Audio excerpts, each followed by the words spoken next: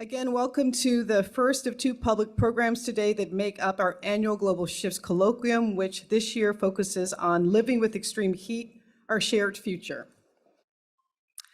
The world, there couldn't actually be a better time right now to be working on and thinking about and doing programming on extreme heat and to spotlight this as an urgent phenomenon. The past 8 years have been the hottest 8 years on record. Last year, just about everywhere from the North Pole to Antarctic experienced heat waves and record high temperatures.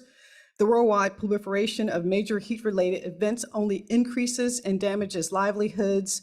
There are healthcare adverse effects, and there are specific consequences, particularly for cities, and the impacts are not equally lived and not equally experienced. And in fact, extreme heat disproportionately impacts some of the most vulnerable populations, including the elderly, migrants, the sick, and the poor.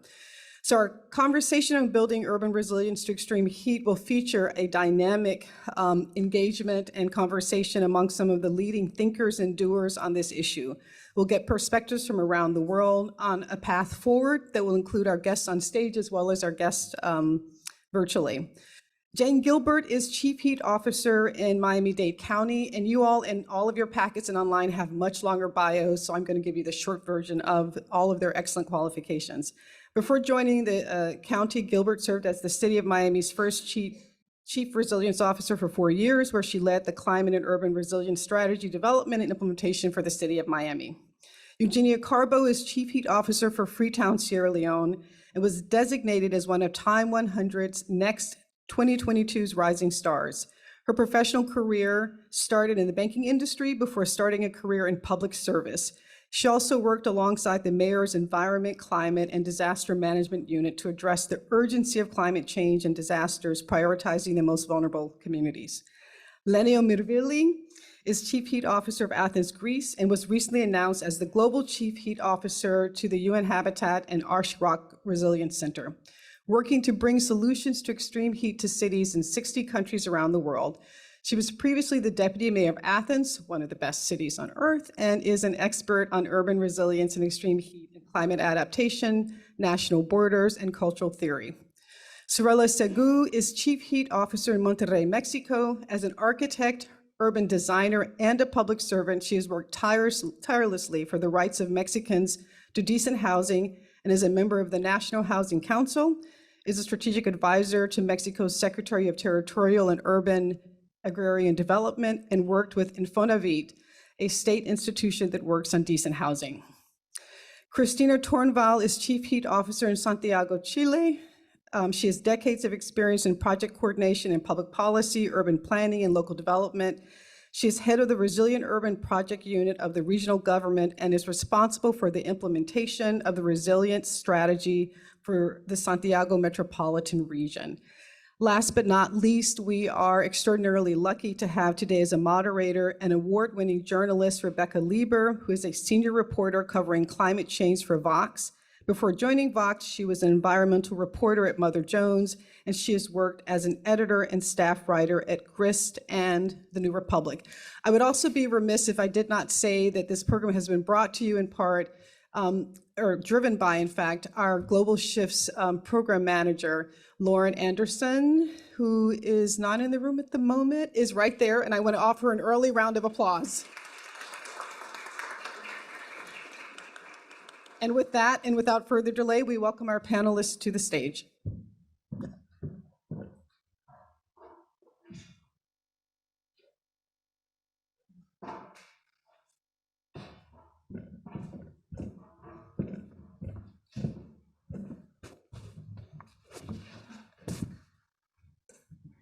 Hello, great, okay.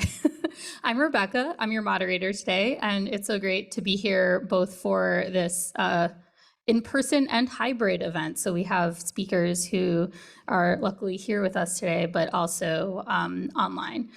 And this is a really timely panel because we had the UN climate report just this week that spelled out the challenges and just the challenges for adaptation and for addressing climate change. One stat that really stood out to me was that half the world population lives in highly vulnerable areas. So that's half the world's population that's vulnerable to climate change in the near term. So we're going to be digging into all of the nuances of that and learning from the people who are really working on this in the trenches from all over the world today. And we'll have 30 minutes at the end for questions, so please start thinking of those now. And we're going to just dig right into the content here. So I wanted to start with Lenyo about just the purpose of a chief heat officer. Why does this position exist? Hi, it's great to be here. Thanks for coming today. It's great to see my colleagues on the screen. Hi, guys. We are the chief heat officers because cities are heating up and they're becoming more and more dangerous for us to live in. So up to today, according to a report by C40, there's about 350 cities around the world, big cities that where people face temperatures above 35 degrees Celsius. I don't know what it is in Fahrenheit, if anybody can quickly say it. And we expect that by 2030, we're going to have about 1,000 cities where people are going to be facing these types of temperatures. And we're talking about 1.6 billion people, which will be facing temperatures that our bodies are not really made for. And this has already started. We are experiencing heat waves all over the world, in parts of the world that we didn't really expect them, and heat waves that are more frequent, hotter, and that last longer. And even though we've been talking about global warming for years, decades, we haven't been talking about heat. We haven't been talking about heat in cities, and heat is a silent killer. People don't talk about it. We don't really know about it enough. And it's the deadliest of all extreme weather phenomena. It has the highest rates of mortality. So this is why we are here. And this is what we are trying to do, make our cities safer for people, especially for as LeSean said, for the most vulnerable, because there's a big difference with who is really at risk and who isn't. What I've really enjoyed learning about is all the different backgrounds that the chief heat officers have brought to this position. You each bring such unique experience. And how do you become a chief heat officer? What kinds of qualifications or experience do you bring to the role? And if you could talk a bit for your colleagues too, what that experience is like. I'd love to. So I was trained as an anthropologist, but I was elected in city government. So I worked as an elected official and then as a deputy mayor, but then I started working as an advisor to the mayor on issues of resilience. So every one of us has a very different position. Surya is an architect, and all of us have been appointed by our mayors. So this is like a very important common thing. The mayor decides who the chief heat officer is going to be. So Surya is an architect in background, and the mayor basically chose her together with the Arch Rock Resilience Center, who is supporting us in different ways, technical support or specific projects. Jane has been in Miami for years, and she's been the resilience officer and created the whole resilience strategy. And as she was as she was moving away, the new mayor pulled her back and made her a chief heat officer. The same with Cristina Huidorbo, who was also the chief resilience officer and still is, and also so she's been working within the municipality for many, many years, and had this, as Jane, this position that allowed her to work across departments. So as Christina said, and Eugenia, of course, who has also been within the municipality for a long time and has been appointed by them. She works really closely with the mayor. So it's like also a position of trust and a position that the mayor can give you the capacity to work across things. So as Christina said, and I want to say it again, probably the most important characteristics that we have is that we are a bit of generalists, because we have to reach across different departments, from health to infrastructure and from et cetera, to actually do this job. Yeah, we're going to be digging into that generalist attitude and the challenges here. But Soraya, I'd love to bring you into this conversation because heat isn't this one size fits all problem. There are disparate impacts, and it's often called the silent killer and one of the top deadly outcomes from our warming planet. So I hoped you could talk a bit about how you think about that and how you think about who is the most vulnerable and how to address that. Yes, I'm thrilled to be here, and thank you. And I miss you girls that you couldn't come here to be with us in presence. We have a one of the things that is wonderful is this network of women that we are the CHOs, and we are missing also to the CHOs in Melbourne. Women are disproportionately impacted by heat. So this is really something that we've been understanding and addressing, because women work in the global south particularly, but we are working in the informal sector. We also take care, the majority of women take care of the families, and sometimes because of my experience in housing, I know that particularly in Mexico, social housing is not equipped with insulation for the heat, and women living or staying or having to take care of their family suffer even more, sometimes more heat inside their homes than outside. So it's a series of activities that we perform that expose us more to extreme heat, and also pregnant women are more vulnerable, and also outdoor workers. But I think that women in particular are really experiencing the impact in a larger amount. Let's bring in some of our virtual panelists here. And Christina, I'd love to hear you expand on this role that women play, both it sounds like a big part of the challenges is the impacts on women, but also the role women can play in solutions. Obviously, we have a panel today of all women. So I'd love to hear you talk a bit about what you think women bring perhaps uniquely to this role as Chief Heat Officer. Well, thank you for inviting me, for having me here. Well, first of all, Soraya already said everything about how women are mostly impacted by the climate change and extreme heat, but also, at least in Latin America, most local and community leadership are women. So empowering women in climate action, it's key to solve or address the problem. But also women in more high with power in policy, in decision-making positions, tend to be more climate sensitive. So it's good to have women in climate action. And also, as it's something about collaboration and also about trying to create great networks, and women, and this particular network of women is a proof of that. We are great collaborating, sharing best practices, and that's what we do here as CHOs, not only in this panel, but like every day, every week. So we share solutions, we share ideas or even problems. So I think women leadership, it's key to address climate change, and I'm loving to be part of this network exactly because of that.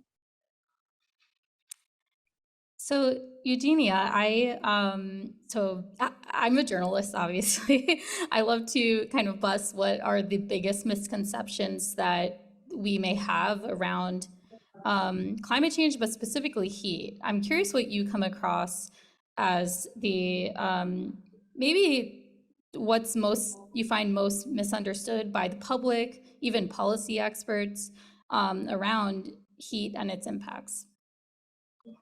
Thank you so much, and thank you for this opportunity, and lovely to see everyone. Just to check, are you hearing me? Yep, we can. Okay. Okay. So we've talked about some of the impact of extreme heat, and talking about the urgency. And even though extreme heat is one of the major climate risk that the world face right now, and with all the projections and the reports from the IPCC, stating the urgency and raising the warning around rising temperatures and the need for city to come up with strategy to ensure that the most vulnerable are safe and people can adapt. Even with all the multiple challenges that heat pose on key and relevant sectors such as health, such as agriculture, such as urban planning and urban mobility, yet the urgency to address this risk for policymakers and the public is quite slow. Firstly, because I'll say the education and awareness around the risk, but also the evidence base is also something that is quite limited. So yes, we know that heat is affecting health and increasing disease burden, but how? And what are the evidence? That's something that is missing. When you look at the impact of extreme heat against other climate risks, the impacts are not as dramatic as floods and landslides and mudslides, where you see there's a visible evidence of the real impact. And some cities like Freetown is a tropical climate city. And so you have a rainy season and dry season. And during the dry, we've been used to experiencing hotter weather. So with all of this combined, it's been really very difficult for them to take this as with the urgency that this is desired. So this is one of the biggest challenges, and that's why data is really important. It's important that we collect the data, but we make sure that we can analyze and present the data in a form that can be understood and interpreted by policymakers. And so one of the things that we've done in Freetown is to clearly understand the space for extreme heat within Freetown. We've just concluded a first ever heat mapping assessment and across the city, looking at different geographical space and topography to really understand what this means, so we can have something that we can present, not to only talk about it, but to show that there is evidence and this is happening. And early results from the process shows that we're going to see a lot of urban heat island emerge that we had planned for. Yeah, I'd love to stay with this topic of data and how this is a lot more complicated than it seems at first glance. There are different challenges around the world on this. And Lenio, you said something earlier that really struck me about, you said it's not the same heat everywhere. And that's fascinating because I think we categorize heat in this big bucket. Could you talk a bit about that? Explain it for our audience. Well, so we think of global warming almost like a continuum, but it actually has hotspots. So parts of the world are heating up faster than other parts of the world. And we do see extraordinary events that are happening in different kind of parts of the world nowadays, like these crazy heat waves, for example, that happened in the Pacific Northwest, or we have like crazy temperatures in Siberia, or we had like in India in the spring this really, really intense heat wave that lasted an extraordinary amount of time last year and killed a lot of people. So different parts of the world have according to our scientists, have a different trajectory on how fast they're actually heating up. And but overall, I don't know how to answer more specifically this question that you asked me.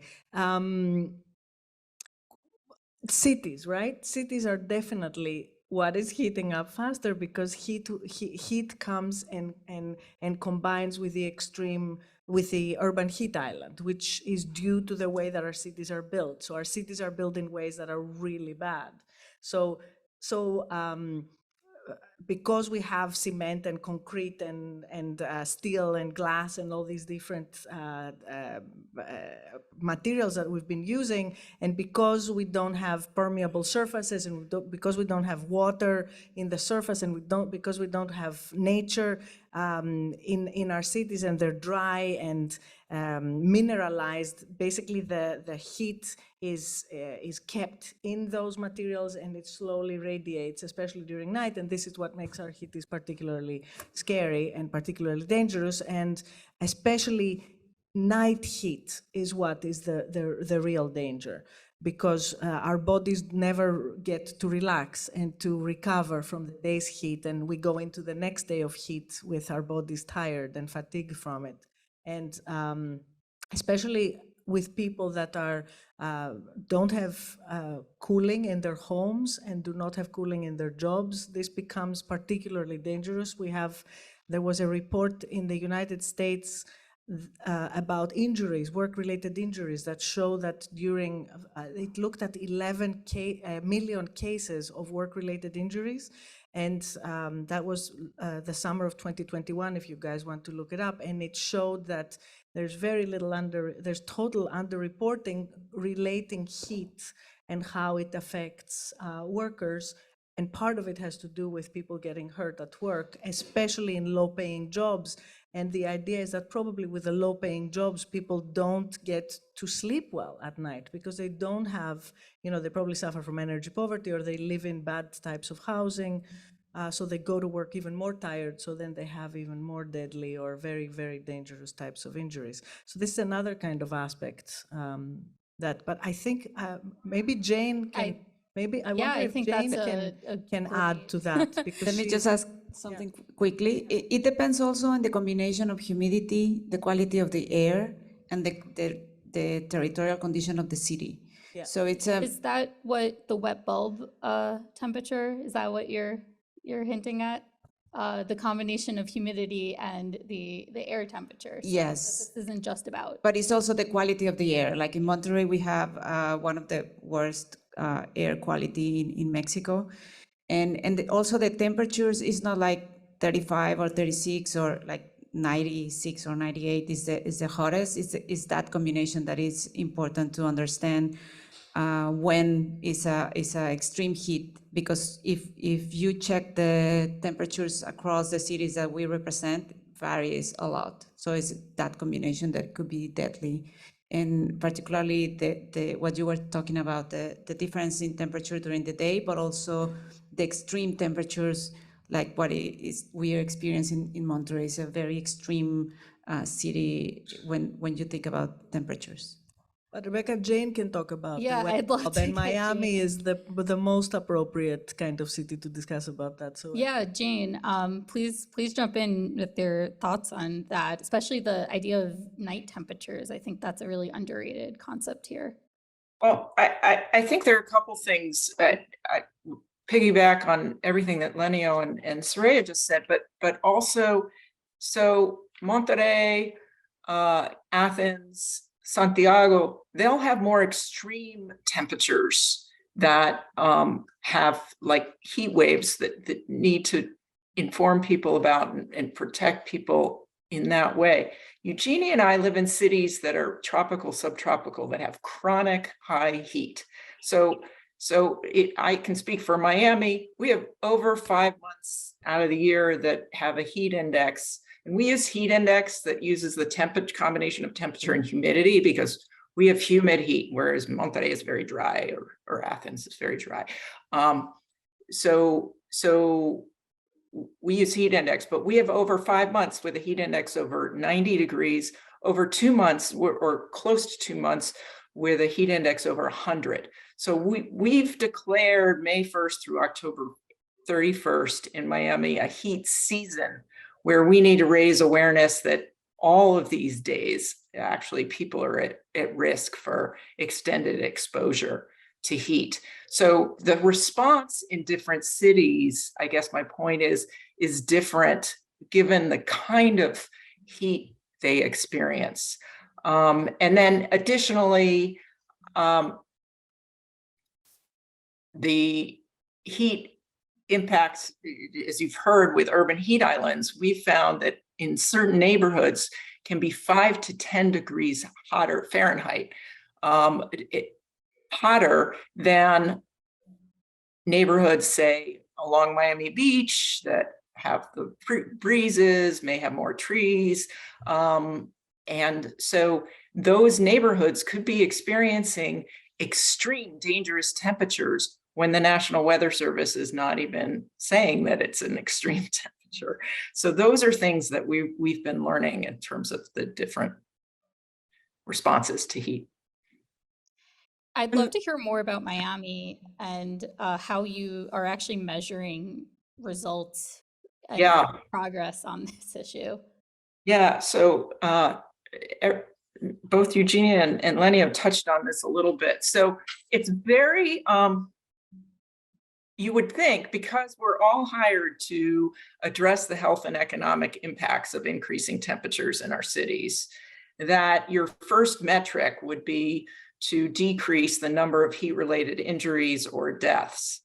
But because of what Lenny said of how poorly these are documented at the workplace, in hospitals, by EMTs, because you could have a heart attack that's recorded as a heart attack, but it wouldn't have happened if they weren't exposed to heat or kidney disease or complications to diabetes or an injury on the job. And so actually, we're hoping to get better. We're training healthcare practitioners, emergency medical technicians, to improve the documentation of heat-related illnesses. So we expect to see an increase. So that's not going to be our best measurement. But our action plan has 3 main goal areas. One is to inform, prepare, and protect people. So we have metrics in each of the 3 goal areas. The second is to cool our homes and emergency shelters, and the third is to cool our neighborhoods. So in the first goal area, we can talk about how many people we've reached and how many people we've trained, like healthcare practitioners and disaster volunteers. We can talk about passing policies to protect outdoor workers. Those are things we can measure. In cooling homes, we can talk about number of efficient AC units installed, number of retrofits, cool roof policies passed, and number of cooling shelters and evacuation shelters that have been provided energy redundancy. And then cooling neighborhoods, it's all about trees planted, trees given away, new policies around trees, cool pavements installed, and then working with our university partners and other partners on actually measuring the change over time. Now that takes time, but the change over time with those installations of trees, cool pavements, et cetera. So we have multiple measures. We are going to be tracking heat-related illnesses and deaths, but we can't use that as our primary measurement. So Eugenia, I'm curious how this approach that Jane is taking in Miami, how that sounds similar and different to what you're working on in Freetown. So it's quite similar. And the beauty about this network is that there are opportunities for learning and for us to learn from each other, even though the context is different. And so for Freetown, it's about raising the awareness, the education around the risk, but also climate change, and looking at what we can do now to help our residents to adapt Because as you know, even though cities in the global south are contributing very low to emissions, we are suffering the most. So the impact are grave. We have a lot of informal communities. 35% of the city's population live in informal settlement. So it's about what can we do, even as we pass on the message, to help the most vulnerable people.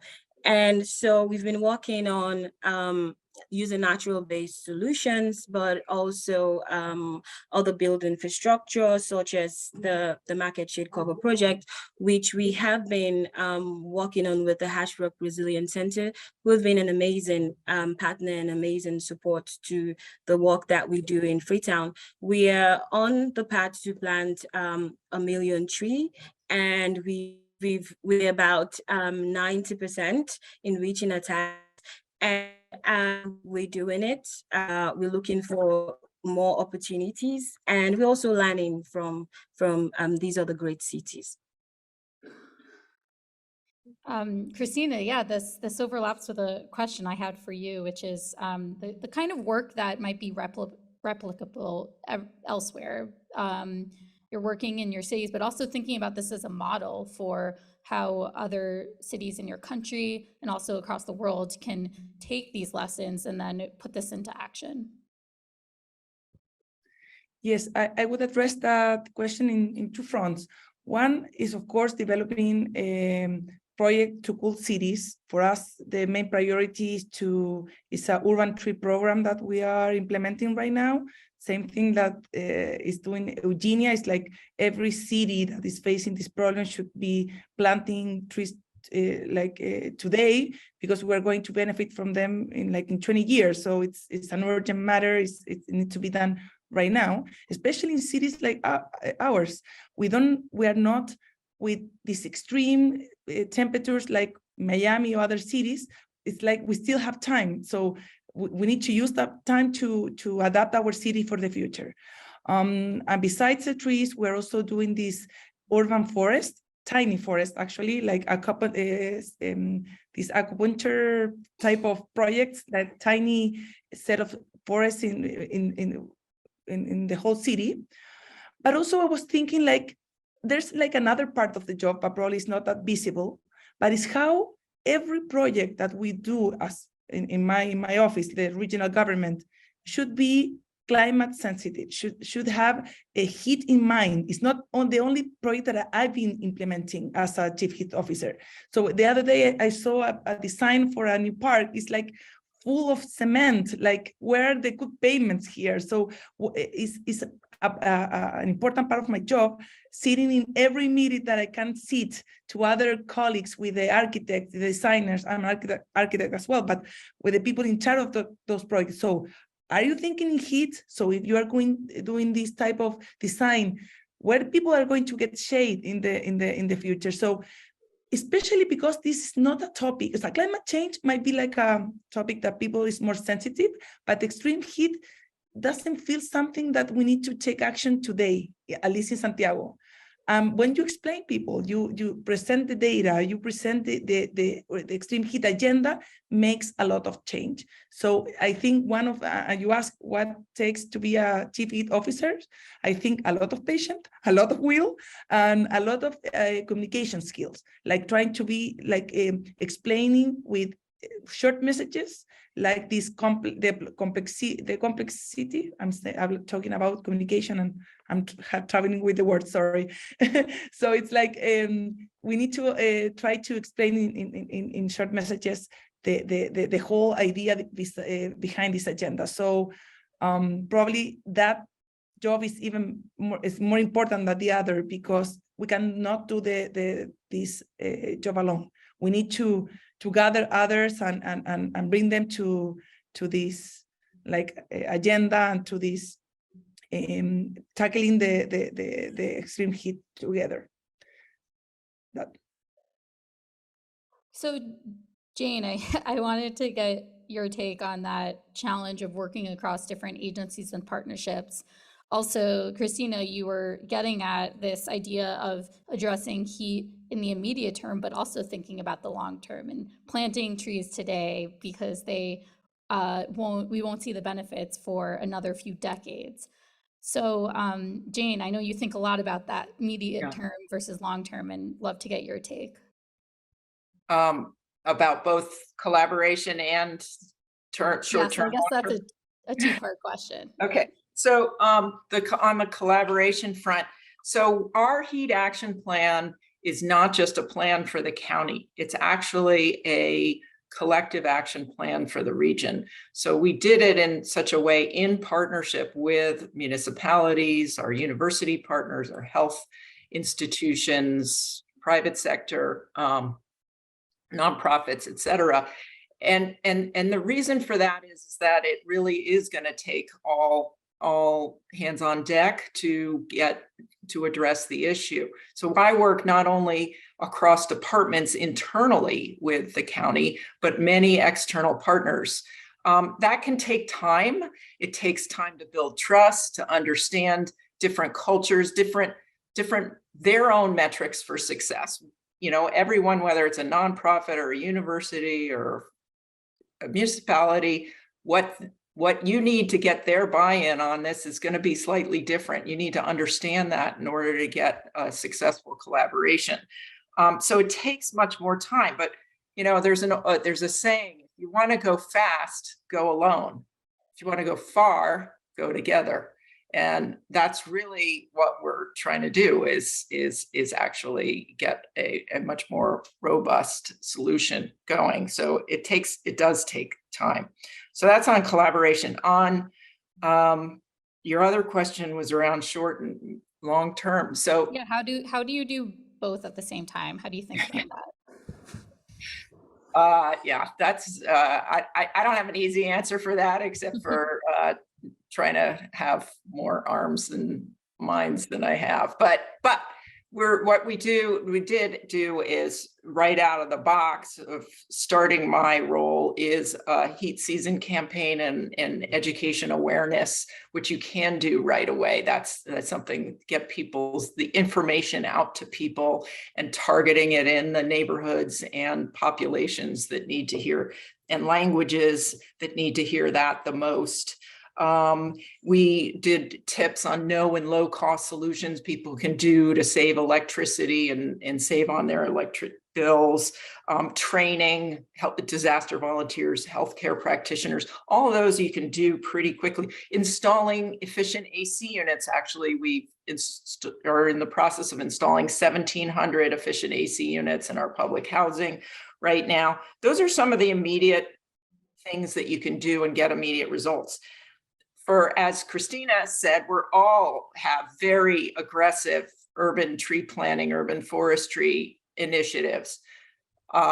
We can be even if I could plant 1 million trees tomorrow, the tree canopy won't be fully fleshed out for another 10 years maybe. And so it's by getting those in place today that we can cool those neighborhoods tomorrow by multiple degrees.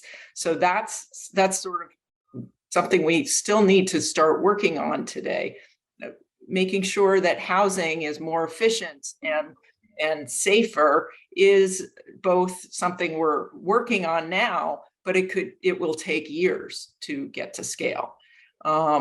So there are both things that you can do now that you get results now, and then there are things we start now that we're building to scale for longer term.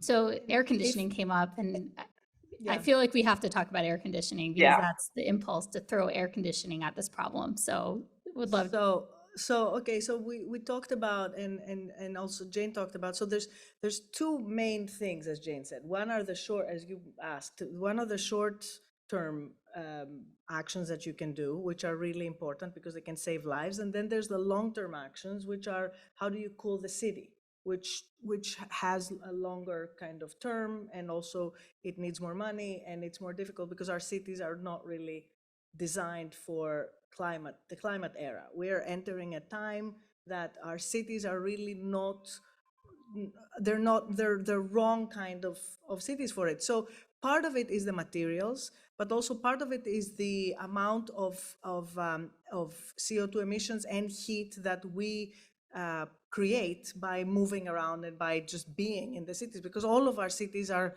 kind of are created with the concept that we have endless fossil fuels that we can use to do whatever we need to do in the city. So it's really an issue that we have to really think of adaptation measures to heat in ways that doesn't actually raise our CO2 emissions. So we have to think of adaptation and mitigation actions together. And air conditioning is one of the critical kind of issues.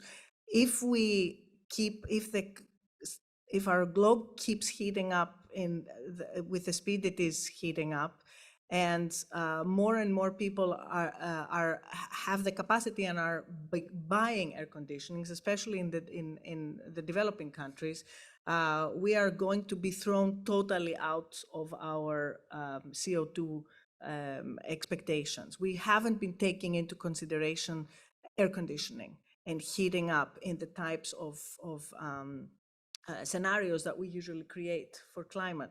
And the problem with air conditioning, it's not just that it's one of the highest guzzlers of energy of all of the appliances that we have in our houses, but also that it heats, it exudes hot air. It releases hot air. So it's a very egotistical type of thing, because you cool yourself, but you basically heat up the city, the public space. So it's kind of, it creates a vicious circle. Plus it has these, the cooling liquids that it uses are actually terrible for both the ozone situation and for our warming, the global warming situation. So they're actually much more, anyway, it doesn't matter. So basically we have to kind of, first of all, we have to raise the types of standards that we have for air conditioning, and this is a very big fight that we have to have with the national governments and the type, like they really have to raise the quality standards for air conditioning. But also we have to think of air conditioning, I think, as a special kind of very cleverly used medicine, especially for those that are particularly in need, and really stop all the use that is like the crazy use that we do right now. So really kind of keep it for special occasions and for the most vulnerable populations, because it really makes a difference of life and death for a lot of people, and we see that all around the world. So on one hand, like, it's strong medicine, but on the other hand, we really have to be very judicious. We have to start being very judicious in how we use it. And cars is the other thing, right? So cities, the other part that is also a big part of redesigning cities has to do with getting rid of cars. And that's another very big deal. So, Soraya, I'd love to get you in. I just want to give a reminder that we're transitioning to questions soon. So if you can drop them into Zoom. If you're in the audience here today, please line up at the microphone. And yeah, please, what are you going to say? I want to add that it's important, and I've been learning at the same time that I've been in this position, the importance of having a systemic vision for the city. I think that we are not understanding that we are part of nature and that we have to act like we are really another piece of nature. And I think that we had been building our cities kind of like just to isolate from nature. Particularly what is happening in Monterey is that we just experienced a terrible drought last year, and all the streams, the majority of the streams and rivers that we have are or undercover, like cover, or just built with cement. So we are not taking advantage of the water, the small amount of water that we have in the city, but rather we just want to get rid of the water. So there are multiple actions that we are doing within the city that we are kind of like acting versus nature. So I think that if that's one of the first things that I think that we have to do is to change our culture, and particularly in Monterrey, we are a car-oriented city. We don't have shades, we don't have, we have minimum sidewalks or non-existent sidewalks.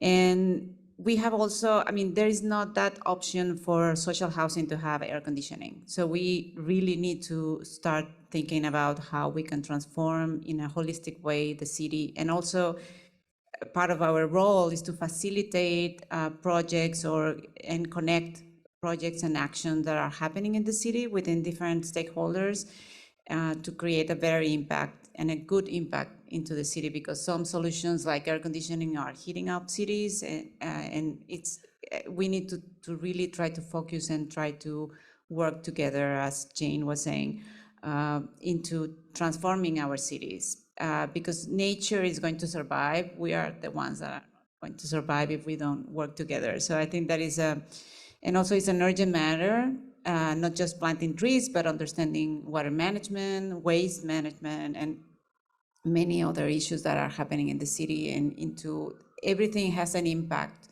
in the health of people, but also in the heat that we are producing in the city.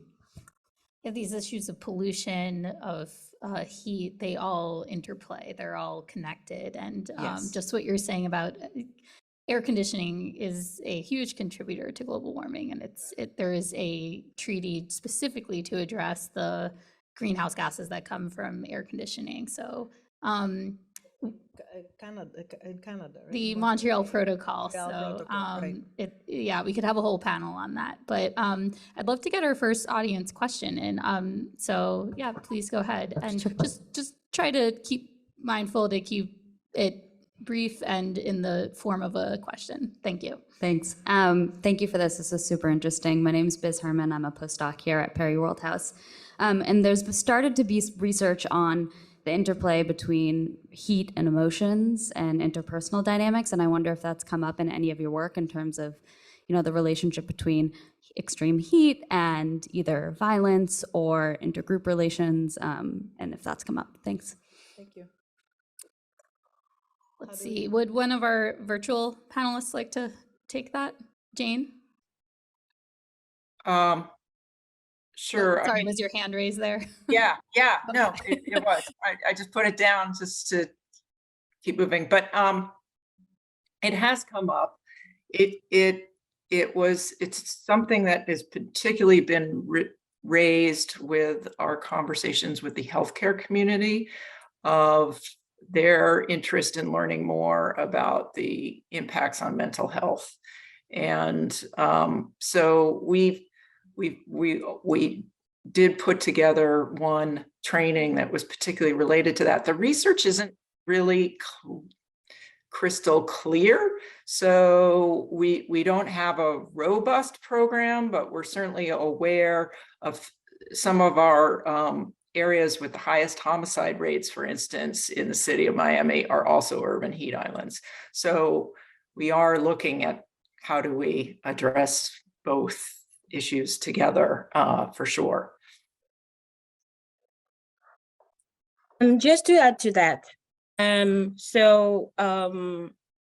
we did a perception survey a few months ago, and within the data collection process, one of the questions that we asked was, how are you affected by or impacted by extreme heat? And some of the report that shows up, so many people were saying that when the temperatures are really high, they get irritated very easily. They're easily reacted to issues that they normally aren't reacted to. So definitely, I think there's some truth there. We just need to really understand the connections. Yeah, so for a postdoc, great area of research. We need more data. Yes. We'll take another question from the room. Hello, my name is Olita Jackson. I'm a Perry Worldhouse Fellow, but I worked for the Mayor's Office of New York City for 15 years. Hi, Jane. Good to see you again. So this is going to be a question that can be answered a couple ways, and it affects different cities different ways. what is the role of migration and migrants? So whether you have many migrants coming from other areas to your city, climate migration, or migrants who are undocumented who live in your cities, which New York City dealt with pretty extensively. So we'd love to hear some thoughts about that.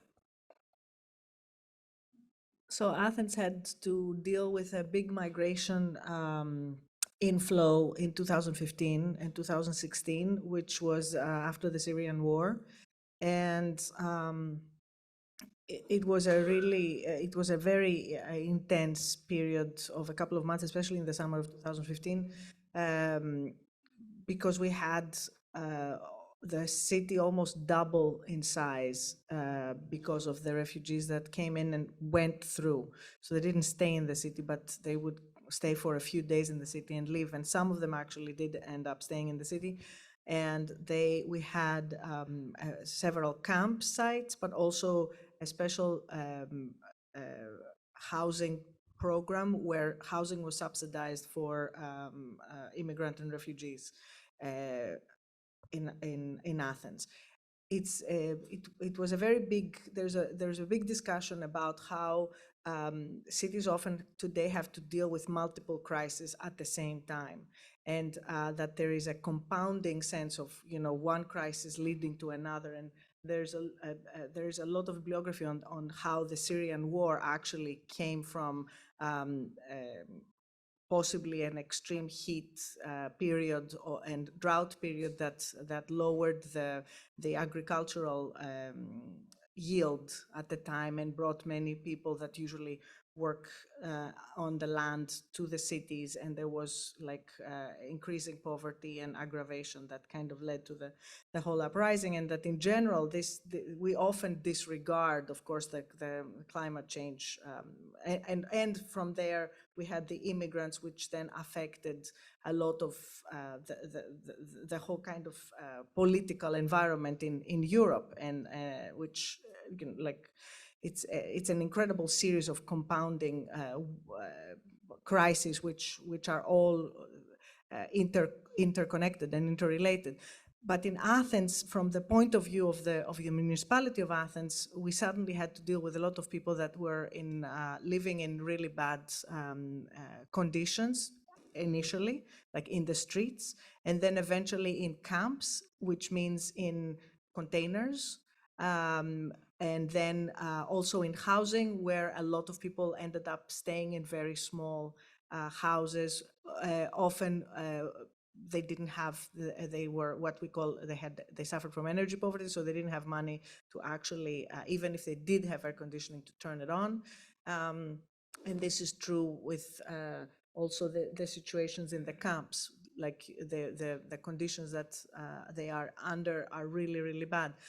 But that's one side of it. The other side of migration is often the workers that migrate into Greece and in the States as well, often to work in agriculture or other types of really badly paid jobs, often.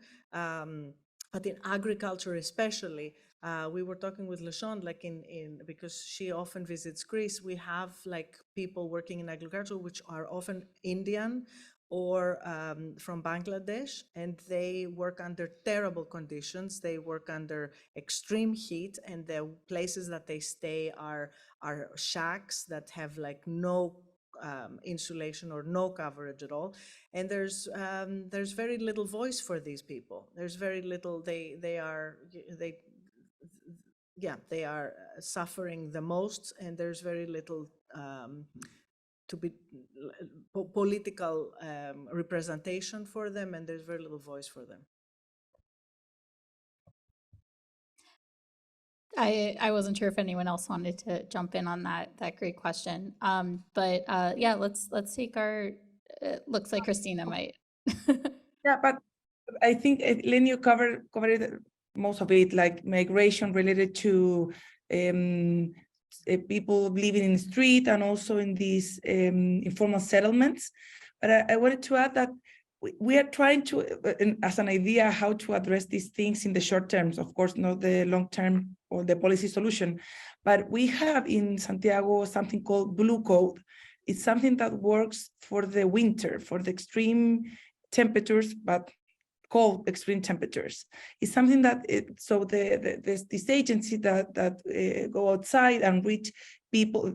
They have these routes to assist people on the street. So it's like a resilient way to address this type of problems. Sometimes look in things that are already on place or working for other or similar issues, in our case, low temperatures, and try to adapt them to this, in this case, extreme heat. So yeah, this summer we couldn't do it because we didn't have funds for that. But the idea is to plan for in the rest of the year to the next summer, trying to put in place something like that. So I think with migration and all these complex and wicked problems, a good way to go is not only check on them, but also to try to bring solutions that are already in place and switch them a little bit. Eugenia, I see your hand raised. Yeah, so just to add to the solution side, because this is also a problem that we are faced with in Freetown. And migration is one of the problems for the massive deforestation of our coastal lines and the forest reserve in Freetown. So as being part of the problem, we're also working with those communities to ensure that they're part of the solution. So for example, the Freetown, the Tree Town project that we are implementing in Freetown, where we're planting trees in vulnerable communities and targeting those deforested areas, we're ensuring that these people are part of the project. So they're educated, but they're also incentivized for doing the work. So the community people are the growers. They are responsible to plant the trees, and for planting and growing the trees, they are paid an incentive by the city for doing that work.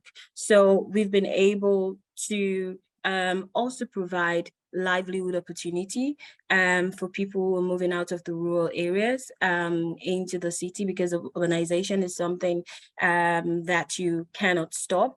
The major problem we have in Freetown is that we are not in charge of land use planning and building control. So it's been a vicious cycle. It's been very challenging for us. So we take care of the problem, and the problem keep repeating and keep cycling. So, but these are some of the ideas that we are working on to address that. And for people within the coastal areas, we are working with them on planting mangroves, that improve biodiversity, but also provide livelihood support for them, as most of them are also involved in fishing. So educating them on the value of that also helps. I'd love to get through all of our questions in the room, and we have a few online. So our next question, please. Yeah, hi everyone. So my name is Caroline Colmo. I'm an undergraduate student here at Penn. Thank you so much for coming to speak with us. My question is about this idea of mitigation versus adaptation. So I know we've spoke about it in the context of air conditioning, but I was a little more curious about the built environment piece. So thinking about the materials with which our cities are built and kind of how they're built. And Ms. Gilbert, I'd be particularly curious to hear your perspective on this in Miami, given the city is kind of a hub for real estate and commercial development. It's actually my hometown, and I feel like every time I go back to visit, there's another set of high-rise apartment complexes springing up on US 1. So I'm curious, how do you balance some of these other strategies you mentioned with the recognition that we may need to apply the brakes on kind of the scale and the pace of this development, and which relies on kind of these carbon intensive materials that are creating this urban island heat effect in the first place? Yeah, well, thank you for a very important pointed question. Yes, it is amazing that Miami continues to grow as rapidly as it is. And it does create more pressures on our ability to enhance our tree canopy and our ability to enhance solutions. So a couple things. We just successfully passed an amendment to the Florida Building Code to require cool roofs on all commercial buildings, which would both improve efficiency in the building itself, but also mitigate urban heat islands. We're going to be piloting cool pavements. We've passed in the county requirements for all buildings that the county builds or funds to build. So that would be all the affordable housing that we contribute towards, any funding towards, to be built to LEED Silver standards with some prescriptive paths around additional efficiency, cool roofs, EV access, and our horizontal infrastructure to be built to what's equivalent to LEED, which is called Envision standards, which requires looking at managing water quality, managing permeability and urban heat islands, in addition to stormwater management. And increasing flood risk, which of course in Miami we also face to a large extent. So it's not an easy process because the building code is managed at the state level, and the changes to the building code take time. Miami-Dade has been a leader in the past. We were the first to pass the strongest wind protection codes in the country, if not the world, after Hurricane Andrew. And then that became a statewide code. But it takes time, and it takes political will. And, you know, sometimes if you're from Miami, you understand our state politics are sometimes more challenging than our local politics to get some of these things addressed. But you need to, I'm so glad you're at Penn, and I hope you come back to Miami and help us. Can I jump into this? I just want to say because we kind of are always thinking of, you know, what are great solutions and how can we keep this kind of positive?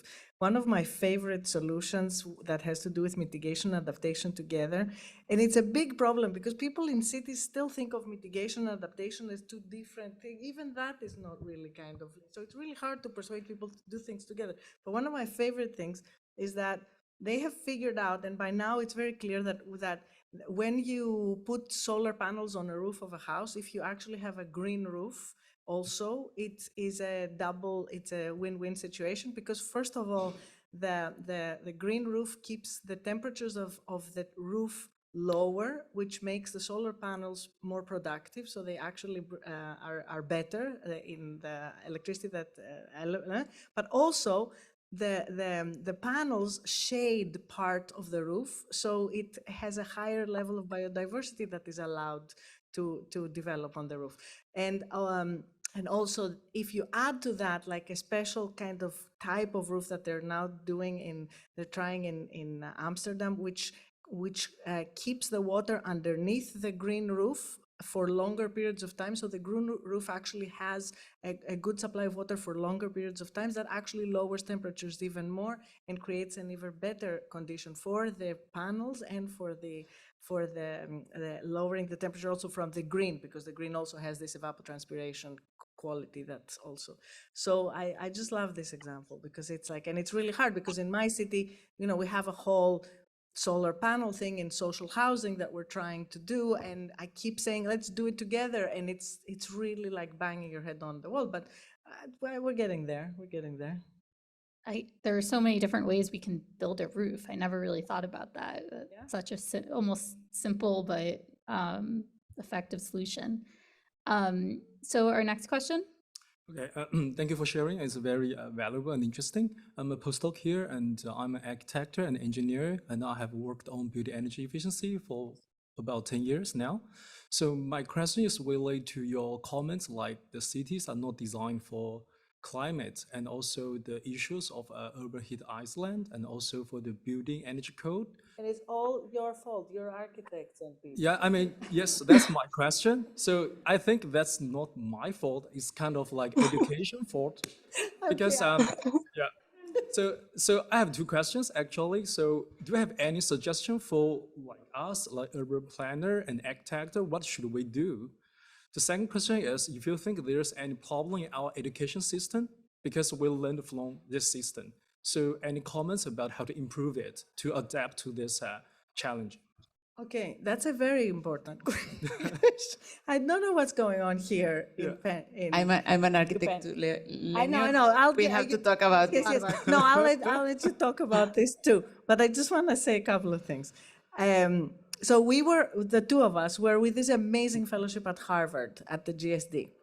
And I spent a whole year there, and I realized that the architects had no courses on climate change, and they didn't design anything that had anything to do with climate change. Like I mean, maybe I'm not 100% sure, but the majority of the classes that I visited and the discussions that I heard did not really engage that issue. Then there were the city planners and designers who did a little bit better. So they did have they took more into consideration, heat and how you kind of build things in relation to the environment stuff. And then you had the landscape architects who were all about climate change. Everything was about climate change, like how to remediate the land and how to deal with thermodynamics and how to deal, with really get into what type of roots the plants use and so there was a lot of very interesting and very, very kind of forward-looking work that was happening in landscape architecture. So I think the landscape architecture and urban planning have to work much closer together, and that they should really get more into an environmental and ecological kind of learn more about these kinds of aspects, as Sureya said, because we really have to really bring nature much more in our design and the way that we understand cities, and try to think of resources as something that we think of them as what kind of resources, how do we use them, and how can we make backup systems so that we don't think of them we don't keep working in this myth of we just have everything for infinitum. So this is one aspect, and the other aspect that I'm always thinking is that I'm blanking. You take it, and I'll come back. Yeah, let's.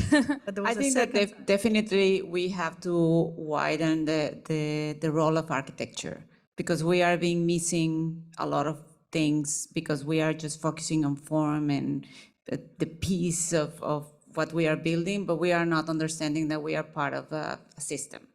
And one of the things that we are doing is that I'm teaching a studio at Monterrey Tech on extreme heat in the city of Monterrey. We are all working on the city, and we are planning to extend that class into a yearly class. And I think that that's one thing that we can do. Like we need to introduce the topic into schools, and particularly into architecture. And then, of course, as Lenia was saying, we need to work with landscapes, architects, with anybody. I mean, really, this is something that, like Jane was saying, I mean, we cannot work alone. We have to learn. And I think that architects are very good in solving complex problems and working with others, but we need to really work with others in the city, not just with others in this small project, but thinking in a long term, and also thinking anything that we do have a big impact in the city. So I think that, and we have all need to promote this and talk about this more. And the other thing I remembered, the other thing, which actually we have talked, because we talk a lot about this, I attack her for being the architect, and we have these big fights. And the other thing that we agree on is that we have to look, architecture has to look into design solutions and technology, and really innovate on technologies that have been used in the Global South for years to deal with heat. So we have to we have to open our ears and learn from the Global South instead of exporting solutions that we usually do, and to figure out because there are ways, people have for centuries really learned how to build houses in really arid conditions or in really humid conditions, or and all of this knowledge we threw away because we suddenly had fossil fuels. So we said, oh, we'll just heat and cool everything we want whenever we want it, and make the walls really stupid, and the openings wherever we want, and just put glass everywhere, when we're in a cool environment. So which is we really threw away all this knowledge. And I think architects, part of it is to go back to these types of knowledge which we're slowly losing, And the other side is to actually educate ourselves in climate change, because we aren't. And it's difficult. It's really difficult. I mean, even for us that deal with climate change all the time, you know, I took a couple of courses and it was really hard to learn like the actual, you know, what is happening and all of the things. And it's important for people in all different sectors to take a couple of courses in what is going on with climate change. So Jane, I see your hand raised, but I'd love to get to this last question from someone patiently waiting, and maybe you can work in your answer for his question. Thank you. It seems kind of harsh to restrict or minimize air conditioning. Are you proposing kind of social approaches? I mean, for example, if you incentivized malls or public spaces to be open 24/7, then you could have more efficient use of them in terms of cooling. Or I suppose, or are you thinking more of a technological thing? For example, the shading and the wind tunnel things that you're referring to, or perhaps ground source heat pumps, or perhaps even a district cooling, which is analogous to district heating. I mean, because I wouldn't want to be like swelteringly hot in the summertime, and I think you might have a difficulty getting lots of people to agree to that. But all of the solutions you mentioned are absolutely great. I mean, district cooling is fantastic, right? Heat pumps, amazing. Like, and plus, we have to figure out technologies we have to really innovate in relation to cooling the indoor spaces and use air conditioning in a very clever way. But I don't know if anybody else. Yeah, I'd love to get Jane in on this question. Yeah, no, I agree. I think what we need, you know, Miami, we can't survive in Miami without air conditioning, to be honest. So, but we could be a lot more efficient in our use of any kind of cooling technology. And there is all sorts of innovation, some of which you just mentioned, that can happen. You know, there's one thing of making sure a very low income family has access to cooling at nighttime.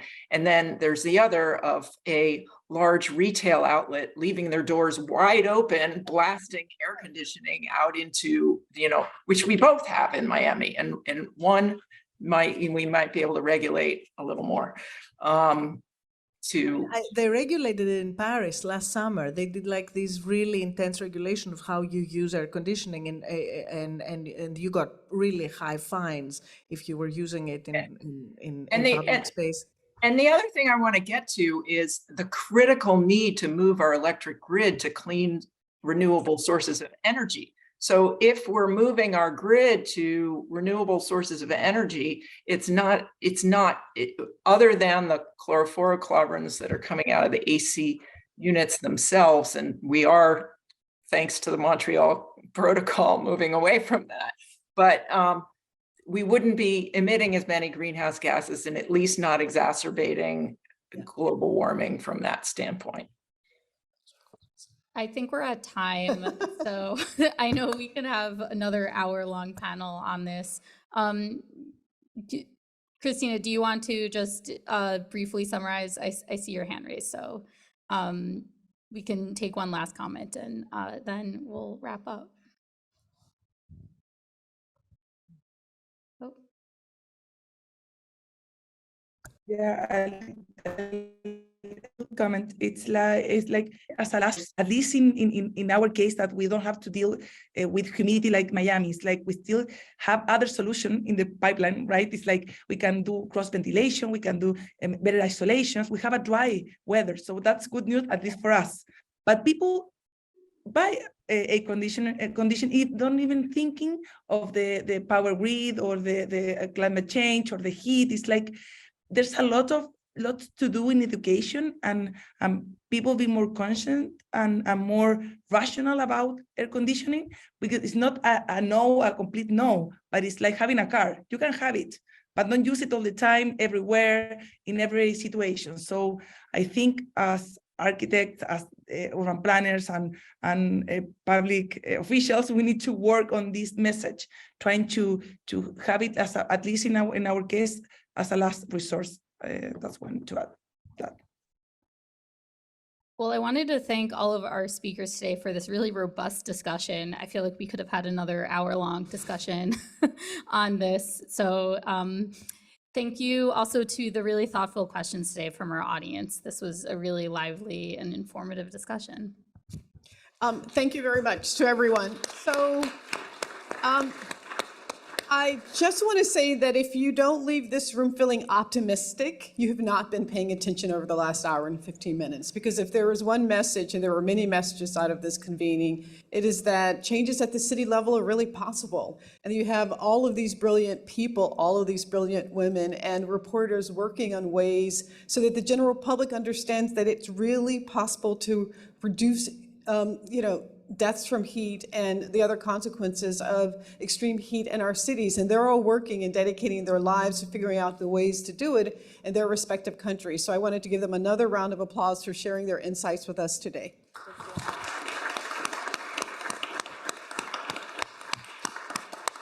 I, of course, wanted to thank the audience for staying and for the questions which really make up our programming, and to let you know that we expect to see you back here both online and in person at 4 o'clock to hear from and meet best-selling author Jeff Goodell as he discusses his forthcoming book, The Heat Will Kill You First, with Bloomberg Science columnist Faye Flam. This event will obviously be followed by a public reception, but more important, you can experience it in person and you can experience it online. Always, you can follow our recordings online in a couple of days on YouTube. You'll be able to replay and pause and rewind and listen to again all of the incredible insights that were shared by our experts on the stage. And you can follow us on social media. There's a grab-and-go lunch waiting for you, but I hope you've felt that your hour and 15 minutes or maybe an hour and a half was well spent, and that you leave here today being more committed to reducing the effects of extreme heat, and you know that there are resources out there for you, and that you return here at 4 o'clock to learn even more. So thank you very much.